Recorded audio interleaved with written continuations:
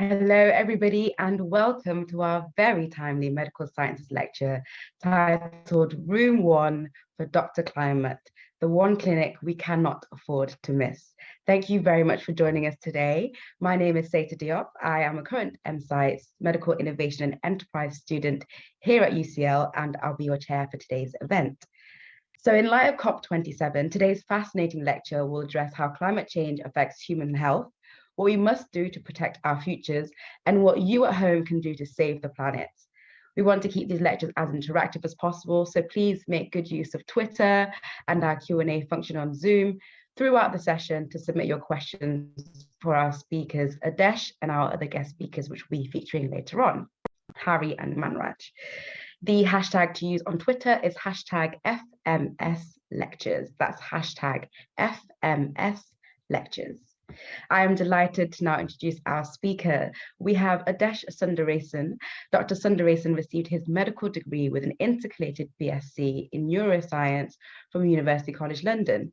He was appointed as an honorary clinical teaching fellow at UCL Medical School in 2020 and pioneered a student-selected program on climate, health, and sustainability. He was recently appointed as the Director of Media and Communications for Columbia University's Global Consortium on Climate and Health Education, and is spearheading a new podcast, Climate Clinic. We also have our guest speakers, Harry Kennard and Manraj Phull, joining us later on and taking part in our Q&A session.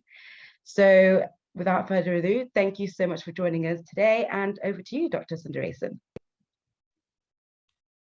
Thank you very much, Seita, and thank you to UCL Faculty of Medical Sciences for the opportunity to present this very important topic, crucially, and during COP27 as well, which is running in parallel in Egypt currently. I will just move. So this is the outline for the session we'll be having today. And initially, we'll sort of probably don't need to reiterate in any great detail, but we have a reminder of why we need to be having these discussions. We'll then go on to look at how climate change affects our health around the world. We'll also have a quick look at how healthcare affects our planet as well, and what we need to be doing within healthcare to help mitigate and adapt to the threats that climate change poses towards us. As Zeta also mentioned, we'll be hearing from three fantastic speakers as well, two of whom will be present during the question and answer session shortly after this talk finishes. So without further ado, we'll kick things off. I hope for most of you who are here, this is fairly self-explanatory on why we need to be having this talk, but we'll run over the reality of the situation. And that is that we are in a really dangerous position with regards to climate change and the impacts on human health currently. A study which was published in Science, the journal, last month, has really shown that 5 dangerous tipping points have already been passed with just 1.1 degrees Celsius of global warming caused by humanity to date. When we think about temperature, 1.1 degrees Celsius might seem nominal, but actually the energy gain required to breach 1.1 degrees Celsius is huge. And the tipping points that we may have already surpassed are those for the collapse of the Greenland ice cap, which is pictured there, which can produce huge sea level rises, the collapse of key currents in the North Atlantic, disruptions of rain patterns, which are affecting billions of people around the world, and also the melting of permafrost, which we know to be carbon rich as well. And at 1.5 degrees Celsius of heating, the minimum rise which we now expect, 4 of the 5 tipping points move from being possible to very likely, as this study from Science has shown us. And the Earth has really left a safe climate state beyond 1 degree Celsius of global warming. And we're also hearing now from the UN Environmental Programme, the UN Environment Agency, that there's really no credible pathway to 1.5 degrees Celsius that's in place now, which is, as many of you will know, is the target that has been set from the Paris agreements in 2015 and the ideal target to limit our anthropogenic warming to. And really, failure to reduce our carbon emissions now means that the only way to limit the worst impacts of the climate crisis is a real rapid transformation of our societies. So in summary, the next few years are critical.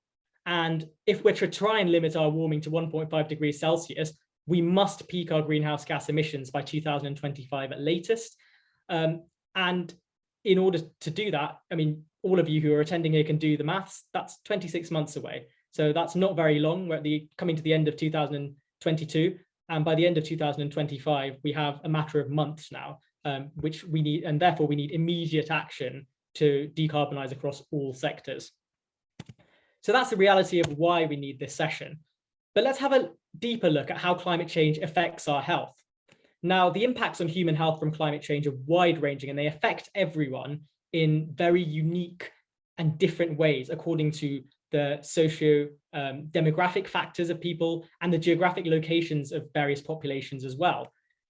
I'll start off by saying about 3.5 billion people around the world live in geographies that are highly vulnerable to climate change, not just at risk, but extremely vulnerable to the impacts of climate change as well. Now, this infographic that I've shared with you was released by the CDC in the US a few years ago now. And I like this because it's really easy to follow, if you go around this wagon wheel, some of the most important health impacts from climate change and those climate drivers that are pushing them as well. And some of them will be more familiar than others to you and that you might have experienced yourself.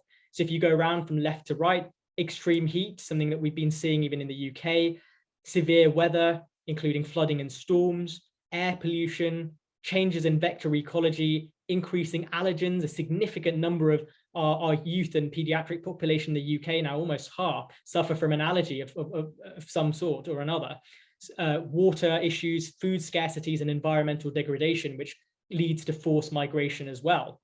So the effects are wide-ranging. And whilst I won't be covering all of these with you today as much as I'd love to, we'll be covering some of the most important points here and some of the key take-home messages from some of these climate driver health interactions.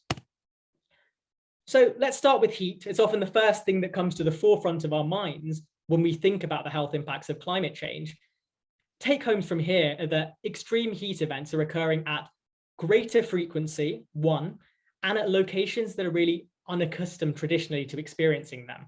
So they're happening more often, and people in those regions are often not acclimatized or used to experiencing them at all. Another issue is that over 1/3 of heat-related deaths in the last 30 years have been attributed directly to climate change.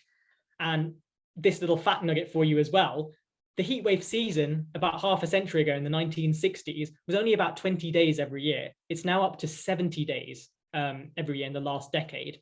We're also seeing studies that have been looking at the impacts of nighttime warming on human health. Human physiology, when it's exposed to heat, often benefits from the cooling of temperatures, ambient temperatures in the evenings and in our nights. But if that temperature, minimum temperature, remains elevated, we really can suffer detrimental consequences by that inability to be able to cool in the night. So we've seen several studies looking at the deleterious impacts of nighttime prolonged warming as well on human physiology. Now in the UK, though we have had some of the warmest summers ever, the warmest summers ever on record, stacked up over the last few years, the impacts of extreme heat on human health might not be as immediately visible. But I will say that UK and the Europe as a whole, as a region, is one of the, if not the most vulnerable region in the world to the extremes of heat. And if you're wondering why that is, it's for a number of reasons. There are a lot of people in the UK who live with pre-existing health conditions or comorbidities, as we refer to them as medicine. So these might be cardiovascular diseases, respiratory diseases, diabetes, other chronic illnesses. So that's one. So they put them at greater, this puts these populations at greater risk from heat exposure. The demographics, we're an aging population as well. We also don't have high rates of adaptive capacity. Unlike other developed regions of the world, not many people have air conditioning or cooling mechanisms in the UK as of now. And one of the main issues is we have really high rates of urbanization, as with a lot of other regions around the world. So for all of you who've tuned in here, by mid-century, actually, around 90% of you are going to be living in urban areas in the UK. That's almost all of the UK population are going to be living in urban areas by mid-century, including Birmingham, London, or Manchester, except these urban areas are about 5 degrees warmer at the least from surrounding rural areas due to the urban heat island effect. So not only are we at risk because of our demographics and because of our comorbidities and because of the fact that we're getting older as a population, but we're also moving to the hottest parts of the country as well. So we're almost putting ourselves at greatest risk of heat exposure over time.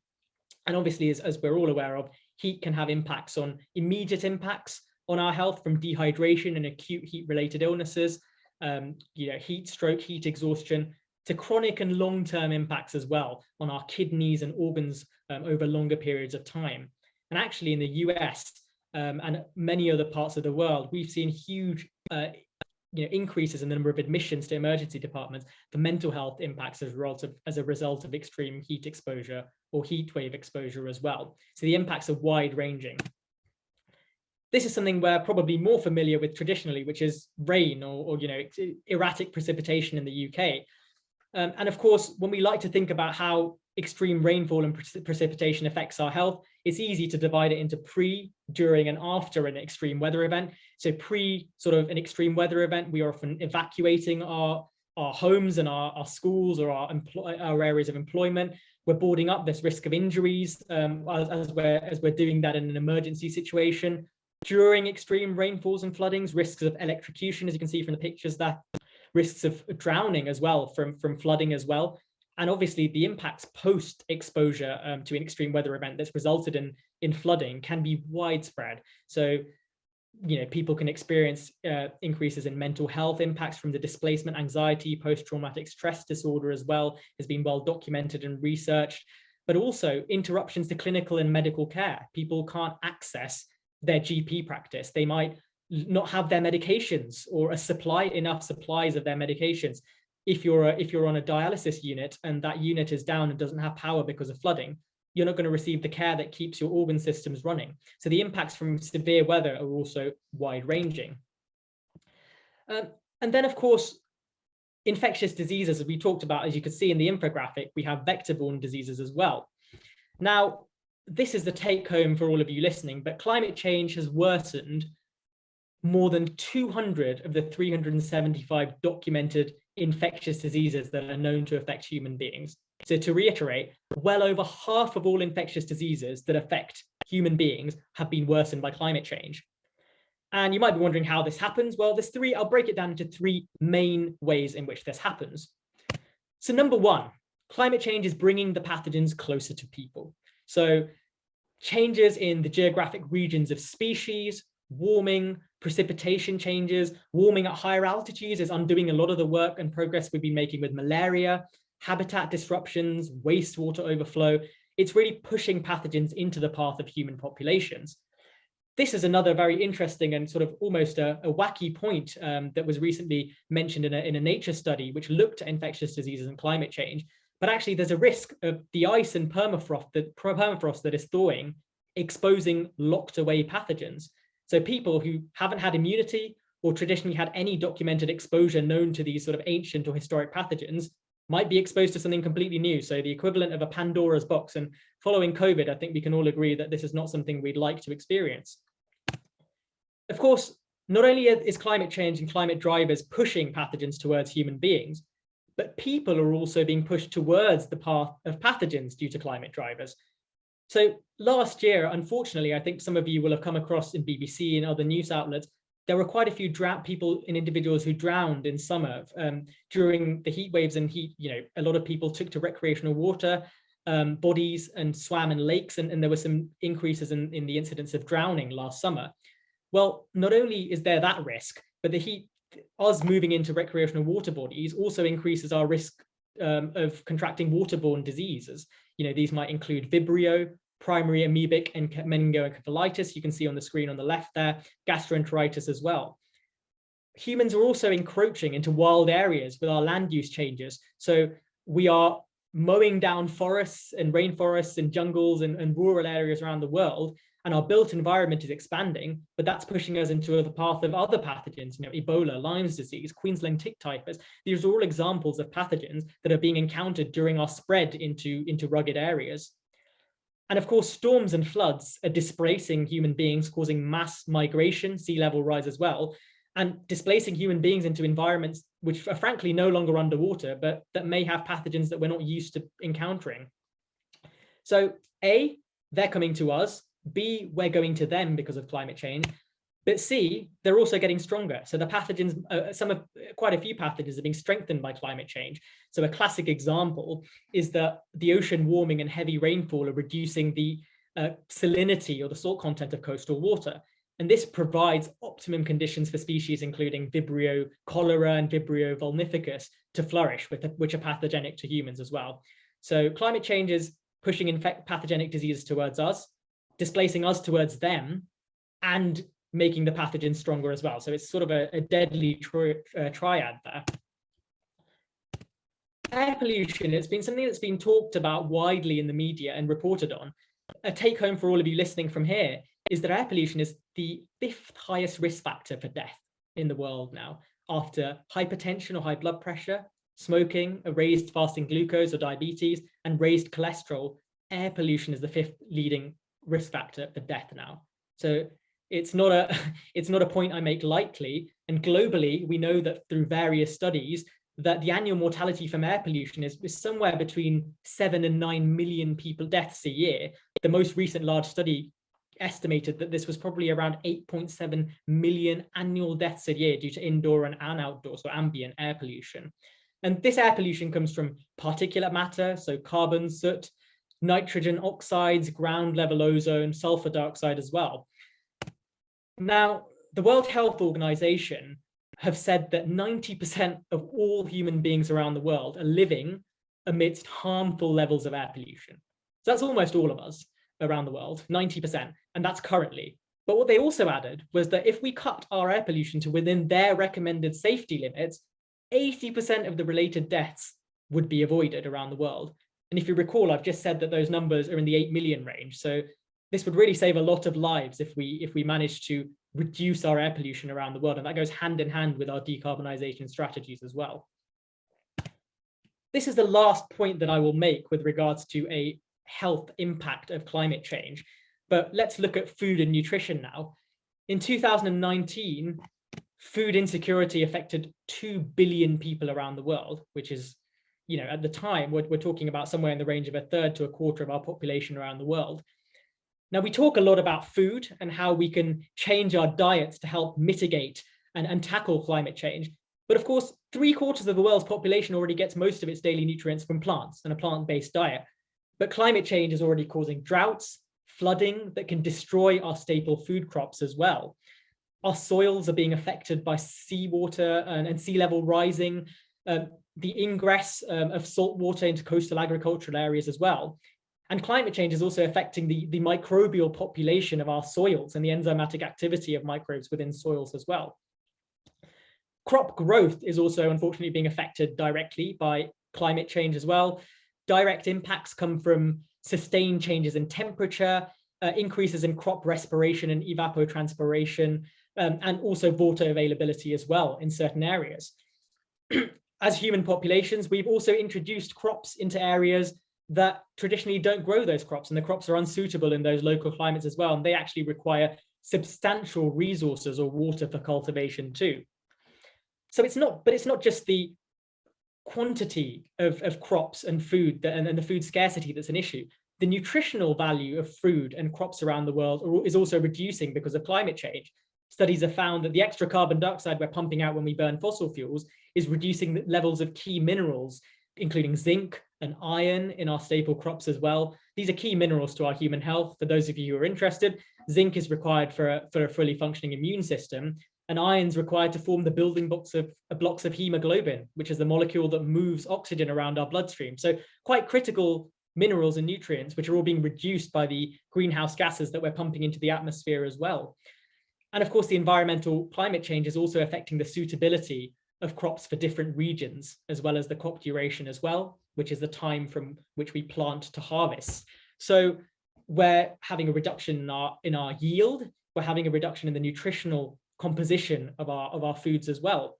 And it's not just our plant-based crops as well, there's direct losses in animal productivity as well, increased mortality for herds of cattle and agriculture and animals around the world as well.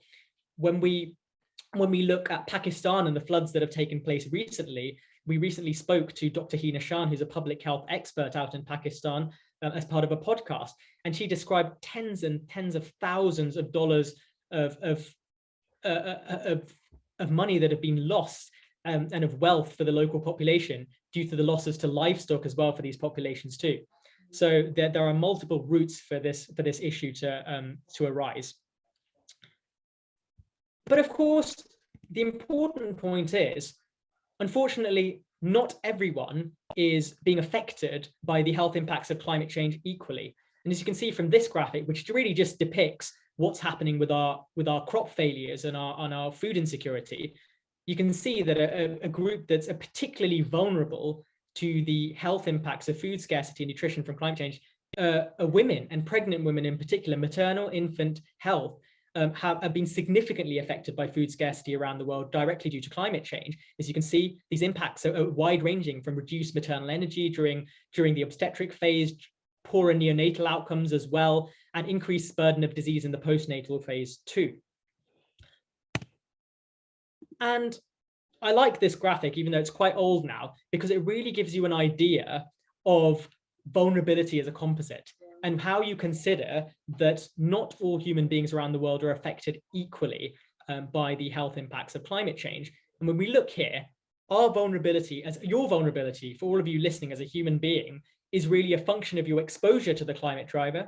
So that could be a heat wave outside, it could be a flood, it could be a vector-borne disease, how sensitive you are as well, but then whether you have the capacity to adapt against that, or whether you have the ability to offset some of that impact as well and reduce your overall vulnerability. So really, the people who are going to be most vulnerable are those who are the most sensitive, have the most exposure to the climate drivers, and also lack the adaptive capacity. These are the individuals that are going to be most vulnerable. And when we look around the world, all Human Development Index level country groups have had an increase in the extreme weather events that they've been subjected to over the past 30 years or so. But it's really the lethality of these events that's only increased in the low Human Development Index groups that we've seen around the world. As I mentioned before, it might surprise you to know that Europe is the most vulnerable region to heat exposure in the world. That's because of the aging population, high rates of urbanization, and high rates of chronic disease as well. So it really is a composite vulnerability. But it's not just our geographies that really determine who gets hit the hardest by the health impacts of climate change. An example that I'll touch on now briefly is that of the fact that women are hit much harder than men by the health impacts of climate change due to physiological, cultural, socioeconomic factors. We found that women compared to men are at elevated risk of infectious diseases, malnutrition, sexual violence, mental health disorders, a lack of reproductive control, poorer obstetric outcomes, and death as a result of climate change as well. Globally, climate disasters are killing more women than men. And following an extreme climate disaster, whether that's a hurricane or whether that's an extreme heat event, the post-disaster reduction in life expectancy tends to be far more drastic in women than men, especially those women who are from lower socioeconomic backgrounds. So climate change is really serving as a threat multiplier to the issues that we've already got. Lower income communities, people of color are also disproportionately affected, and climate change is basically adding to the health burdens on these women around the world. To build on this point, I'll share with you a very interesting study which was conducted in the US in 2017, and they really looked at who among the elderly is most vulnerable to the health impacts of particulate matter or smoke matter exposure from wildfire smoke. When we've seen around the world, wildfires are on the increase everywhere, from China, India, Australia, the US. They're happening everywhere with increased frequency each year. But what they found is, in individuals over the age of 65, women were hit far worse than men, and the risk of hospital admissions for a respiratory issue related to wildfire smoke was 10% in women following this event, compared to 3 in women, so more than double, almost somewhere around triple. And this risk, when you compared Black women to white women, was 21% versus 6%. So gender, race, they're all threat multipliers to the risk that climate change poses to our healths. And just other communities, which we don't have time to touch on today, but I encourage you to all look and read up on yourself. Indigenous communities around the world, and those from lower socioeconomic backgrounds as well. These are some homogenous groups around the world in all geographic locations that are being hit hardest by the health impacts of climate change. So we've talked now about, we understand why we need to be having this talk. We've gone through some of the broad health impacts of climate change as well. So let's take a very quick look at how healthcare is affecting our planet around the world.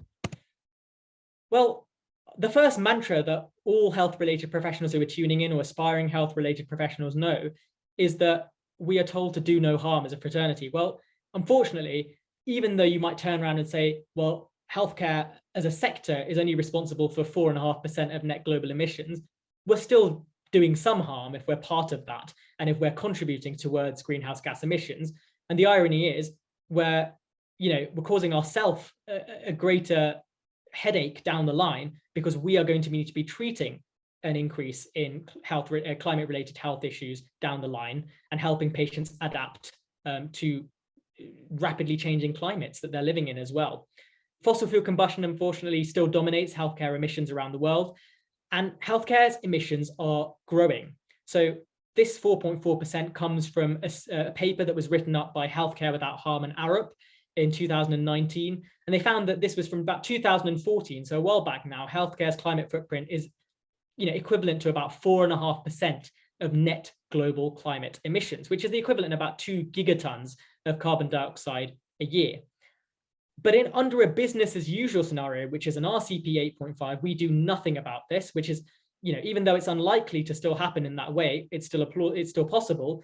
Without climate action inside and outside of the sector, healthcare's emissions are going to grow enormously from 2014, and they're projected to triple by mid-century. And when we talk about emissions from the healthcare sector, I will break them down to you very briefly on a high level. We talk, as you can see on the right infographic here, we refer to them as scopes 1 to 3.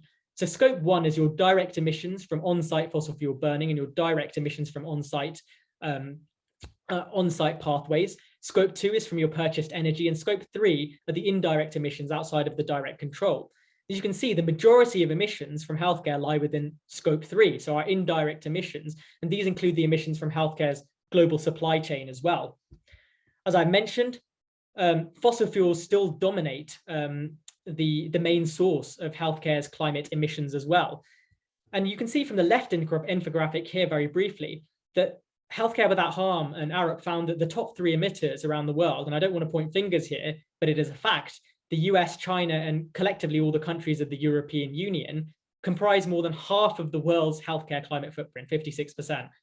And the top 10 healthcare emitters in the world make up 75% of the global health system climate carbon footprint.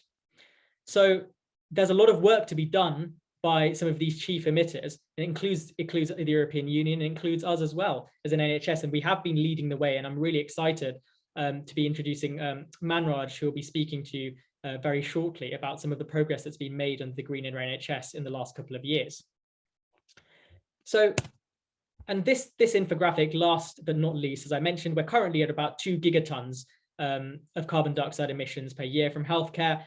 And we need to bring that down. If we do nothing about it, it's going to triple by mid-century. And even if we, try and keep our progress in line with government's commitments up to 2017, we're still going to go up by another gigaton per year of carbon dioxide emissions by mid-century as well. Currently, for those of you who are aware, COP27 which is widely being publicized, is underway right now in Egypt. It is the 5th COP COP conference to be organized in Africa since its inception in 1995. But of course, as we've said, the climate crisis has had a disproportionate impact on many regions of the world, including Africa, leading to devastating health impacts as well. And this is really part of the problem. The damage to many regions of the world should be of supreme concern to all of us, even though it doesn't affect us immediately now.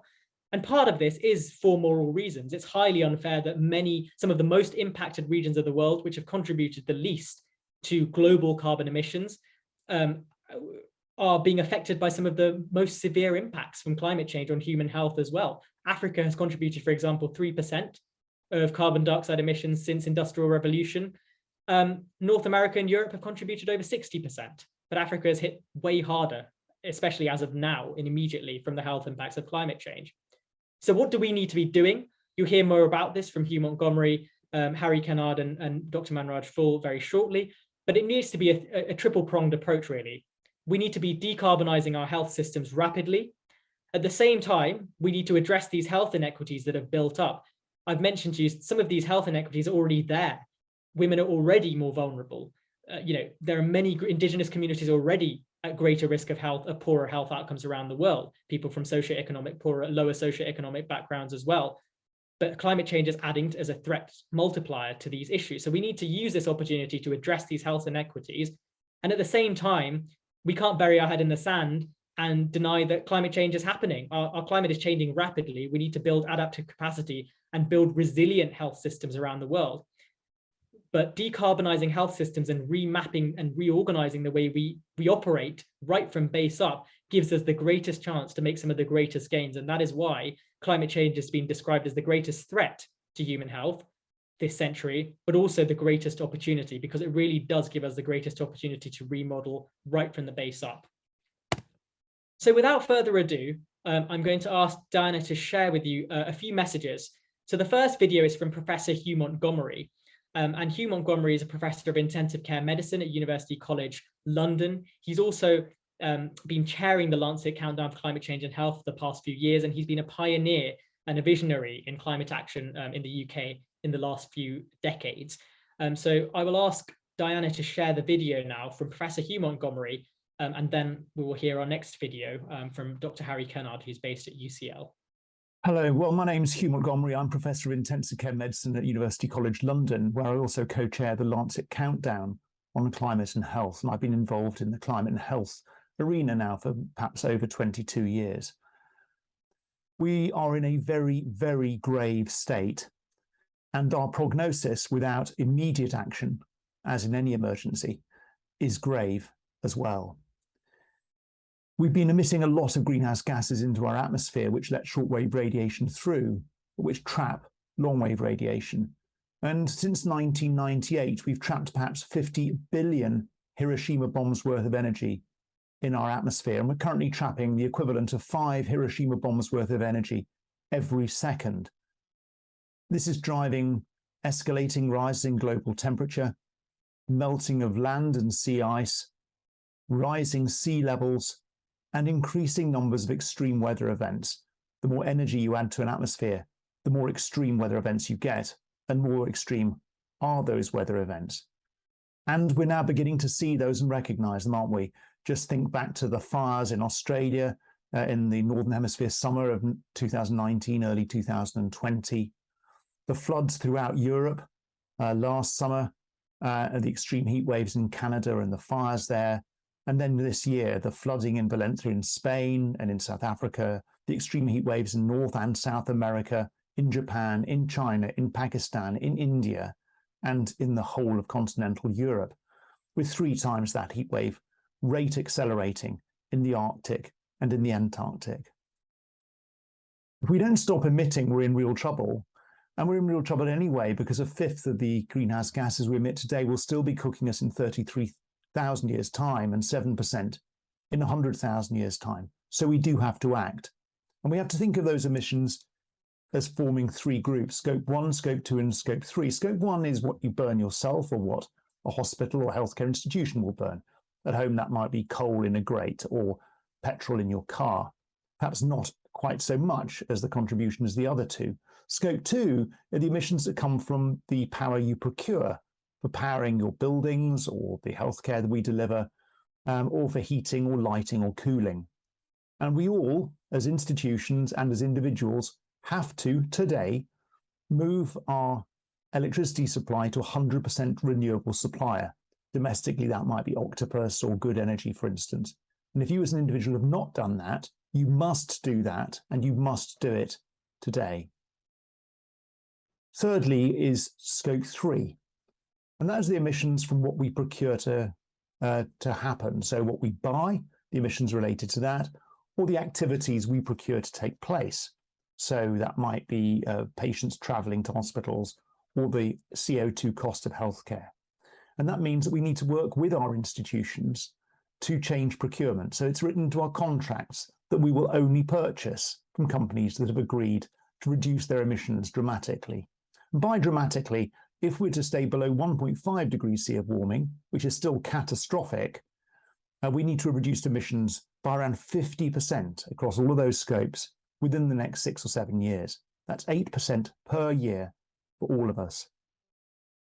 We all work in healthcare, so we have a moral imperative to act. We know more than any about suffering, and we've chosen careers to try to alleviate that suffering. We cannot cause suffering and collapse of our ecosystems and death within the coming decades, remember, this is not about our grandchildren, this is about us and our children now. We cannot accept that responsibility. We must sort the problem out. And on that, I will leave you with that call to arms. Please take note, there is no time left. We must all act, we must encourage those around us to act, and we must work with the institutions in which we find ourselves to get them to act at the right pace and scale as well. Thank you.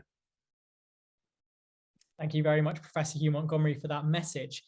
Following that talk, I'm going to ask Zeta now if she'd very kindly introduce Dr. Harry Kennard, whilst Harry is with us and will be joining us for the Q&A shortly, he's also very kindly provided a video as well for us to listen to. So Zeta, would you be able to introduce Dr. Kennard for us? Absolutely, my pleasure. So we have Dr. Kennard, Harry Kennard. Dr. Kennard's research is centered on the relationships between energy, the environment, and health.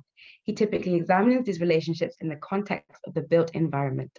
Since 2020, he has been the Research Fellows for Lancet Countdown's Mitigation Actions and Health Co-Benefits Working Group, contributing to research and the production of yearly reports at a global health and regional level. So now we can go over and listen to his video. Hello folks, my name is Dr. Harry Kennard. I'm a Senior Research Fellow at the UCL Energy Institute. I work predominantly on the relationships between energy, climate and health, focusing mainly on the built environment, but also in lots of other areas, because one of my main research activities is the Lancet Countdown. I hope we'll get a chance to talk a little bit about that. Adesh has asked me to share 3 tips for how to engage with the challenges that are with us and in front of us regarding climate change and health. So here they come. Let me just switch to lecture mode. There's number 1. That's tip number 1 is breathe. By this, I mean make sure to prioritize your own mental well-being. Take moments where you focus on yourself and making sure that you're able to engage fully with the task at hand, because this certainly won't be an easy coming 100 years,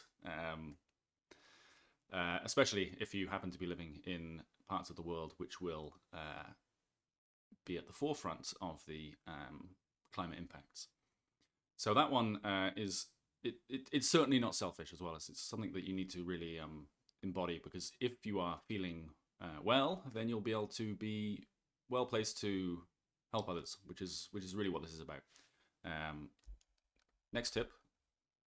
Press that and go there. There we are. This tip is to find your focus. So my background, I grew up in a cold Welsh farmhouse, and that probably structured my interest in making sure people had access to warm, healthy homes. So in that sense, I had some sort of first-hand experience for the first 18 years of my life, and luckily my folks have now got a heat pump, so the house is now cozy, but it was challenging. So that's the first thing. Is there's lots of different ways that the climate crisis, the climate challenge, whatever you want to call it, will you can interact with it in lots of different ways. And finding something which is important to you, either from a personal or a sort of intellectual level, is really helpful with regards to sustaining your interest in it. Because, as you are well aware, some people sort of don't engage with the topic, and that's not helpful for anyone, really. So the final tip is work to your strengths. This is more about the variety of techniques that are available. So my day-to-day existence and engagement with this topic really comes down to data predominantly. Some folks make the argument that there's been enough data and that now action is required and all the rest of it. And I don't necessarily disagree, but my particular strength is working with empirical information and mathematical models and that kind of thing.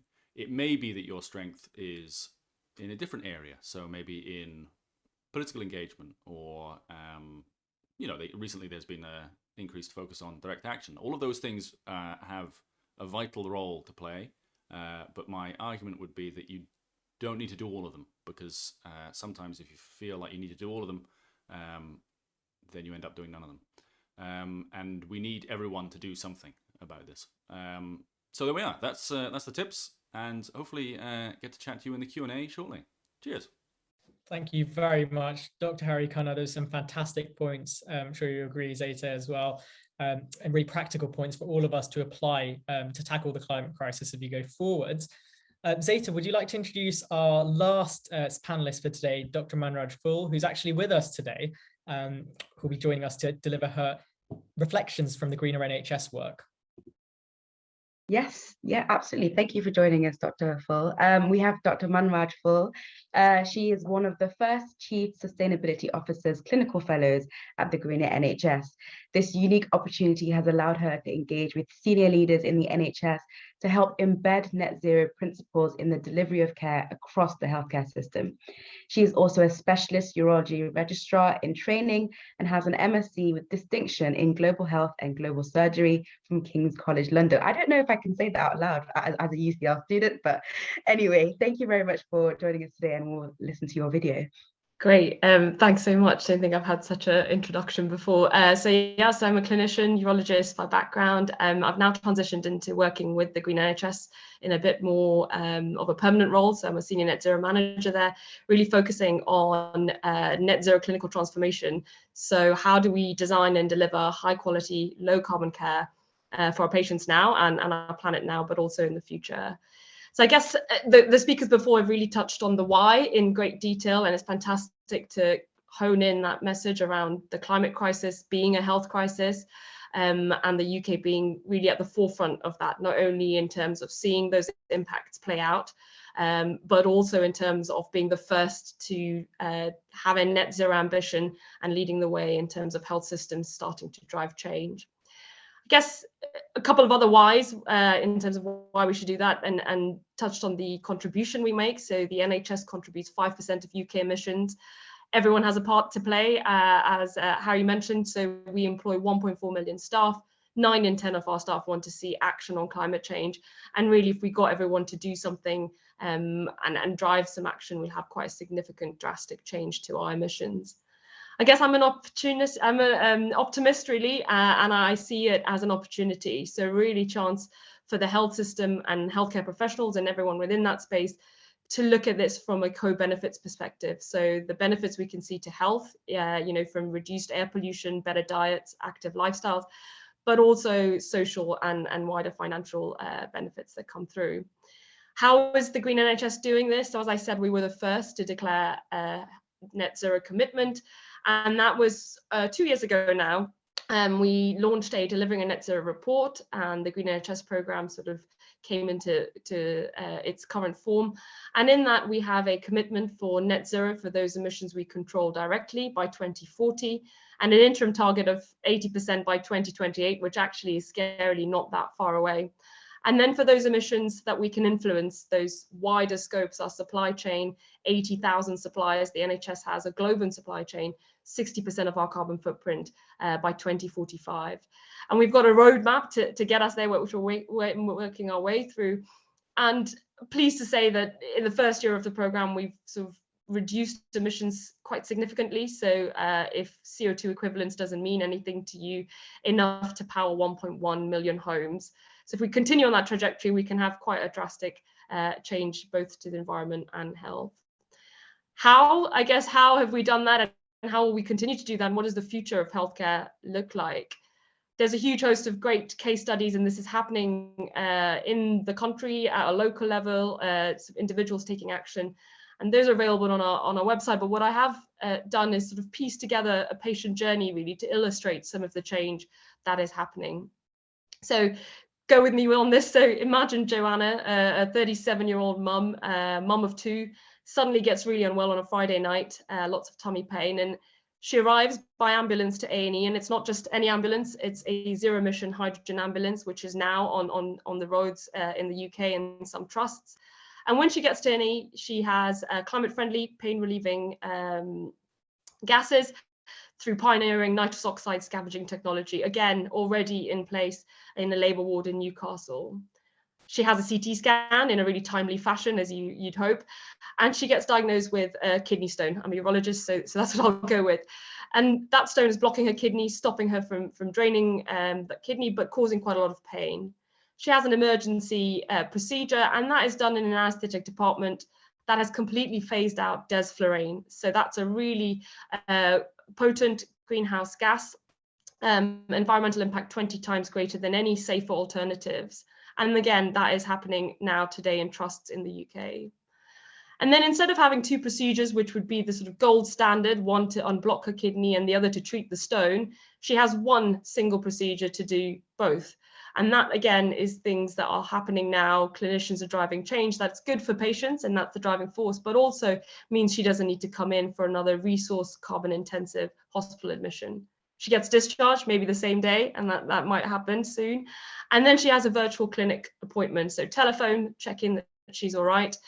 And then prevention. So she gets information on preventing that episode from happening again.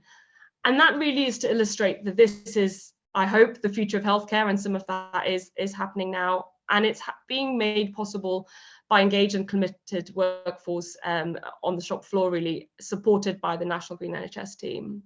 And it's being made possible by those sort of people at the top taking some responsibility and leadership. So we have green plans now in place for all trusts and all integrated care systems, and senior leadership really supporting our transition. And we're also trying to create space for research and data, as Harry mentioned, and innovation around that net zero commitments. So I hope I've shown you it's possible, it is happening, and that you should be part of it. And I'll leave you with three things in terms of how you can play a role in this. So I guess one is get up to speed, and it might be just equipping yourself with some really basic knowledge. You don't need to be an expert. It may just be as simple as taking away some learning from this webinar itself. The second is to join some networks, share your ideas, and start to really work together on this and spread the word, both the urgency as well as the opportunity it presents. And the third is really to take action. So use what you've got in step 1 and 2, so what you've learned and the networks you've created, to do something really tangible in your own sphere of influence. I think that's longer than 3 minutes, but I took advantage of turning up. No, it's great. Thank you so much for that. Adesh, I don't know if you wanted to say anything else before we moved on to the Q&A. Absolutely. Thank you so much, Manraj. Those are fantastic points, and reiterating that this is really everyone's issue, but that we've all got a role to play in this, and really appreciated those messages from Hugh Montgomery, Harry Kennard, and Manraj Phull there. I'll just quickly share my screen for the last slide before we jump onto the Q&A here, if that's okay, if you're able to see this. Are you able to see this? Yes. So these are some resources, as Manraj, kind of just ended up suggesting. If you want to get yourself up to speed, the Green Area NHS website is great. Check it out. The Climate Clinic podcast is another place which I wouldn't be doing it justice because we spearhead that, but it's a new podcast we're running at Columbia University. The UCL Climate and Health podcast is also fantastic. Harry actually released the recent 6th episode a couple of months ago, so please do check that out on the website. COP27 has a WHO health pavilion. The recordings are actually available free online. They're quite long, they're 8 hours long, so I don't expect everyone to go ahead and sift through, but whatever on the schedule takes your fancy, do check those out. It's very interesting to hear perspectives from globally from different regions. The Journal of Climate Change and Health as well, and the BMJ actually came out, the British Medical Journal, with a really good edition in October, which was completely climate and sustainability focused, with a lot of great, as Manraj was touching on as well, patient-centered action points, particularly with regards to anesthesia and how we can incorporate patients in those decision-making processes as we go green.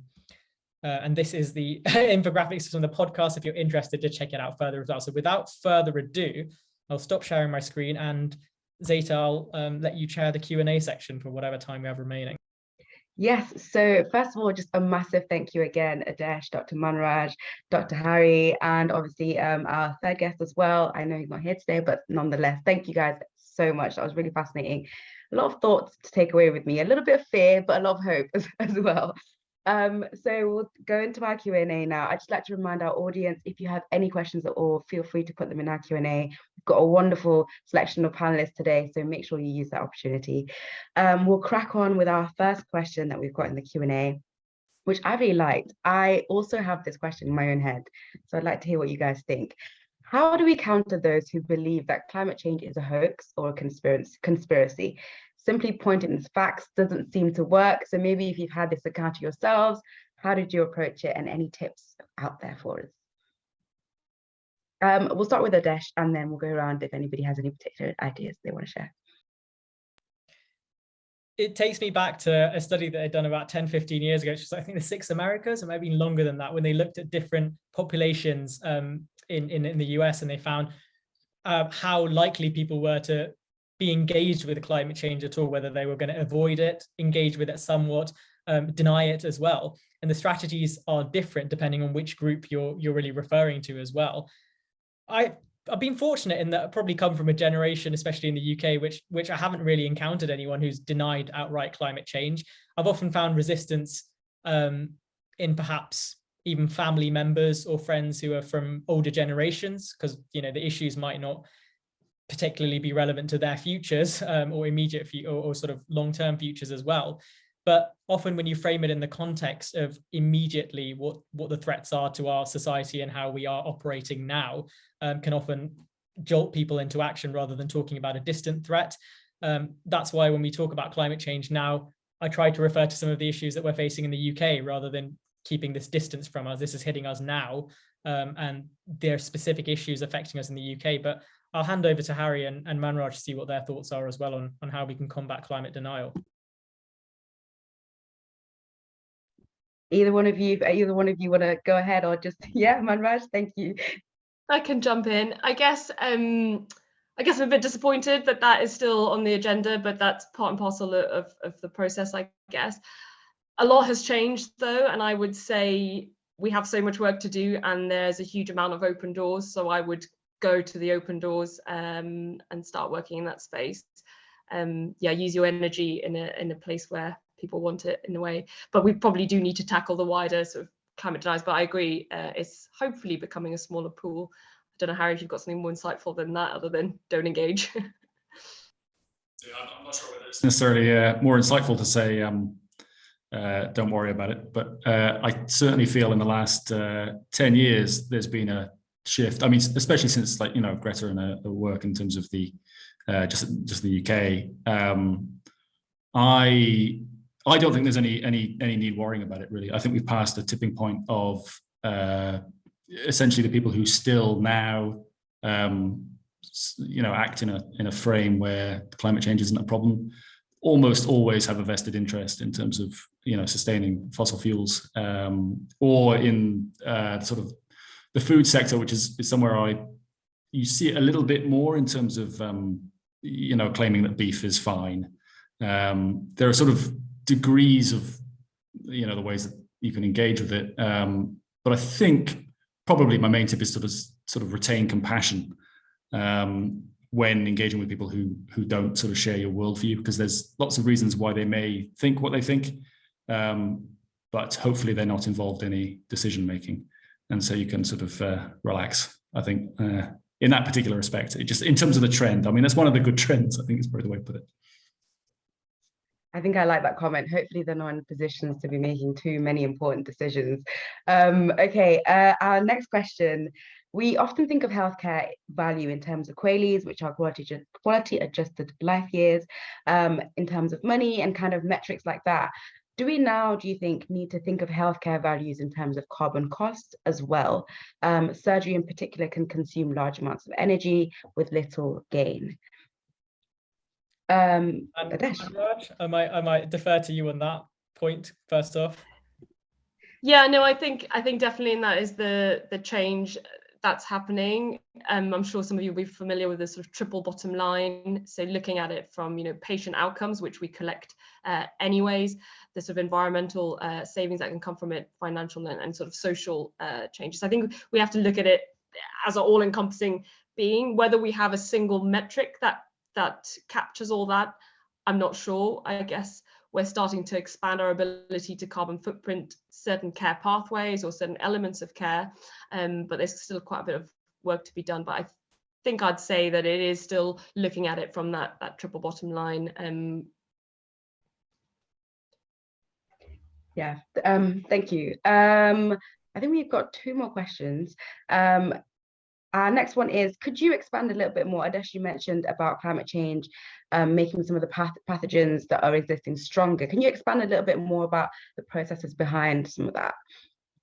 Of course. So I suppose if you think of any process within a living cellular organism, they have sort of enzymes and various sort of rate dependent factors that are running in them as well. So if you take a virus, if you take a vector, for example, as well, you've often got, you know, a life cycle for a vector. So when we talk about vectors, you know, for dengue or so on and so forth, you've got a couple of types of mosquito or species, or Aedes albopictus and Aedes aegypti, that are the vector or the hosts for those pathogens in there as well. So if you change, so when we talk about strengthening things, we can talk about the actual pathogen themselves being strengthened. So virulence, so the ability for that pathogen to cause harm in its host, so the virulence factor, but then also the life cycle of the vector itself or the host for that pathogen to live in. So potentially you could have increased breeding or increased reproduction rates of those hosts as well, changes to the life cycle as well, the geographic distribution to those hosts that overall can strengthen the pathogen itself and the ability that they have to sort of penetrate and cause harm amongst human beings as well. Does that kind of make sense to some degree? I think so. I think it definitely speaks to kind of the balance of the ecosystem, how one thing we think only affects us as humans actually in turn might benefit other organisms, which this benefits us, but great for them. Absolutely. And I'll add that there are some pathogens that get diminished in their ability to cause harm by climate change. So it's not like 100% of all disease-causing organisms are worsened by climate change, but the majority in some degree are hit by various pathways. So they might be diminished by some. So you might find, actually, interestingly, that extreme heat causes your pathogen to actually not be as virulent, for example. Mm-hmm. It might not work as well when the temperatures exceed 35 degrees Celsius. But human behavioral patterns during that period, when it's warmer and we don't have as much water, might mean we store our water in open canisters in certain parts of the world, or drums. Well, that actually might increase breeding for the vectors for those pathogens. So through one route, we might have sort of a reduction in its ability to harm human beings, but then you might see an increase through another route as well. So the net is overall an increase that we've seen amongst infectious diseases. Mm. It's not straightforward as 1, 2, knock on. It's not straightforward as dominoes, the straight line. Okay, I like that. Well, I don't like that, but it makes sense in my head. Okay, our final question. It's a little bit of a backstory, so I'll explain this person's viewpoint. They've developed a cough over the last few years, and they feel confident that it's been a result of air pollution. They've mentioned this to their GP several times, and if there's a way to check this, but it's been dismissed. Given so much evidence about the impact of air pollution on health and asthma and other kind of pulmonary conditions, what advice would you give GPs to have better tools to support people who will be reporting such issues more and more in the coming years? This is a great point, but I'll ask Manraj and Harry if they have any comments first, and then I'll add on after. Yeah, I mean, I think it's a brilliant question, and one that we should be thinking about looking into the future. I think we need to be aware of the pressures that the health system and healthcare providers are under in terms of the volume and the battles they're fighting. But I think there's something around our way of equipping healthcare providers, clinicians, etc., to have those conversations with their patients and understanding, you know, why things haven't progressed in a certain way for that individual, and whether GPs feel like they're in the right place to tackle the sort of wider elements of air pollution, which I think they are. You know, health systems are anchor institutions, so they have a geographical impact. In terms of being able to investigate those, feel maybe we'll have to watch that space in terms of all the other pressures that we face at this point in time. Maybe prevention is better than cure. But yeah, it's a great point.